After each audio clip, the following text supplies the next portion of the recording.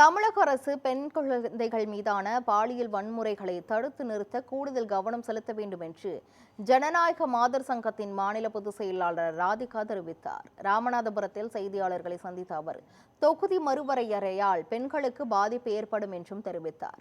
பெண்களுக்கான 33% இடஒதுக்கீட்டில் பாகுபாடு இல்லாமல் செயல்படுத்த வேண்டும் என்றும் பெண்கள் மற்றும் குழந்தைகள் மீதான பாலியல் வன்முறைகளை தடுக்க வேண்டும் என்றும் வலியுறுத்தினார். மேலும் ராமநாதபுரத்தில் பொதுமக்கள் அதிகம் கூடும் பகுதிகளில் உள்ள அரசு மதுபான கடைகளை அகற்ற வேண்டும், இல்லையெனில் போராட்டம் நடத்தப்படும் என்றும் எச்சரிக்கை விடுத்தார்.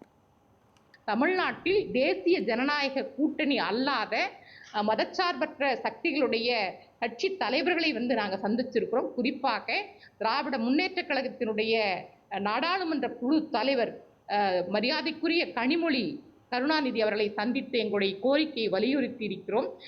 தேசிய முற்போக்கு திராவிடர் கழகத்தினுடைய தலைவர் பிரேமலதா விஜயகாந்த் அவர்களை சந்தித்திருக்கிறோம்.